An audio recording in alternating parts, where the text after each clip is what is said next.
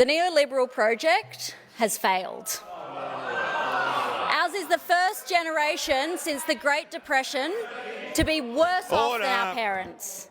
We are in the grip of multiple crises: climate, housing, economic inequality, and it's the government's job to use the levers that are available to them to shape our future, to curb climate catastrophe, to make housing fair, to bridge the widening gap between the rich and the poor.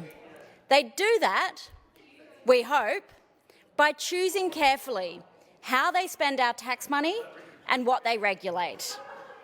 But at a time of global unrest, of housing inequality, of looming climate catastrophe, this Labor government is subsidising Israeli weapons manufacturers. This Labor government is subsidising private property investors and fossil fuels companies.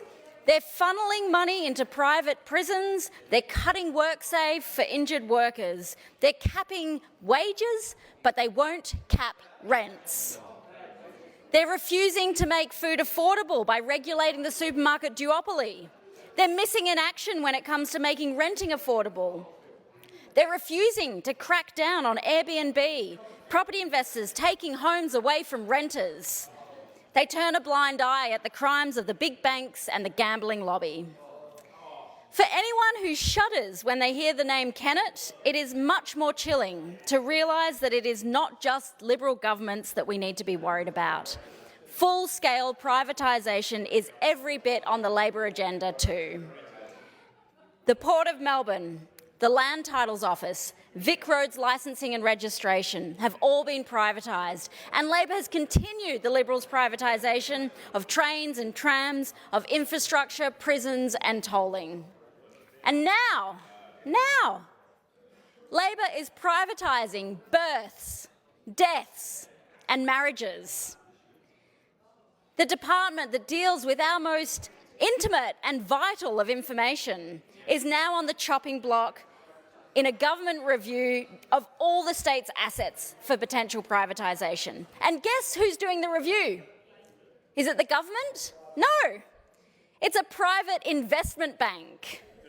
This Labor government wants to outsource solving all of its problems to the private market. They see short-term cash injections to cover their own hides and leave future governments way down the road to deal with the repercussions. And when a government privatises its services, whether it's selling it off completely or under the guise of a joint venture or a co-investment or asset recycling or a public-private partnership, whatever you want to call it, when a government privatises its services, the functions of those services shift from being in the interests of the public good to a profit-making project. And to that end, corners are cut, staff are sacked, accountability plummets, and Victorians are left paying more for less. We can't keep doing the same thing and expecting different results. Leaving it to the market doesn't work. Trickle-down economics is a scam, and privatisation has benefited only a wealthy few. We need real solutions. We need a vision. The Greens' vision for solving these crises include accessible public housing for anyone who needs it, built by a public builder and powered by 100% renewable energy from a publicly owned energy retailer or your local community battery, and connected to an energy grid that is back in public hands. A good, secure public job for anyone who wants it, and tens of thousands of more well-paid public jobs in Victoria in renewable energy, building homes, restoring nature, healthcare and education. Many of these things we've had before, but they've been sold off by past governments. And last year, Labor lifted the last bit of their facade and came right out and told us that they intended to demolish and privatise all 44 remaining public housing towers in the state. Any plan that starts with the demolition of almost 7,000 public homes, the displacement of more than 10,000 people in the middle of the worst housing crisis in living memory, is not a housing plan, it's a housing disaster. But it gets worse. Labor plans to give up all of this land for private property developers to build majority expensive private apartments. Prime inner city locations. Where we see community, they just see dollars for their property investor donors. But this is not new.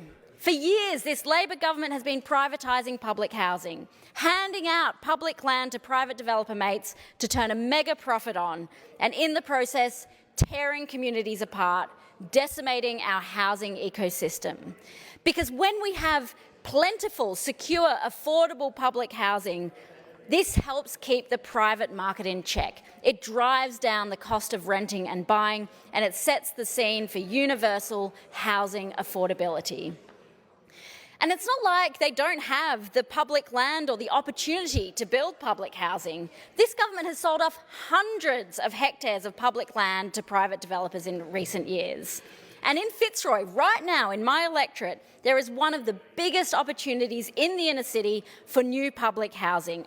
Almost 3 hectares of public land at the Fitzroy Gasworks site. That's being sold off for 100% private housing when this Labor government went to 2 elections promising public housing. The government has not only stopped funding more public housing, but they've even stopped saying the word public housing, as if the word alone would be a betrayal of their ideology. Instead, they've legislated a new umbrella term, social housing, that intentionally blurs the line between public and private to distract from their plan to end public housing. Or worse, they refer to affordable housing, the definition under which, under Labor, is more or less left up to the private developer. Economic policy is social policy. Let me tell you now, you can't be socially progressive and economically conservative. Decades of failed privatisation has proven to us that the market has no ethical driver. Its only language is profit. And so it's no wonder that when it's left to set what we pay and who has access to the most fundamental of human needs, food, housing, energy, the result could only ever have been the crises that we are seeing unfold today. Rampant inequality, a struggling workforce, poverty manufactured by political choices, and a decimated environment. What is even the point of Labor? We can hardly tell the difference anymore between Labor governments and Liberal governments. So what is Labor's vision? A state run by corporate interests? More homelessness, housing stress? Is it underfunded, crumbling public schools? Offshore drilling? Is that what it is? Because that's what we've got under Labor. Or is it just power with no purpose? Whatever funds Labor's next election? Our vision, the Greens' vision, is one that winds back Labor and Liberals' neoliberalism, invests in robust public services, and creates a climate-safe future where everyone has what they need to live a decent life.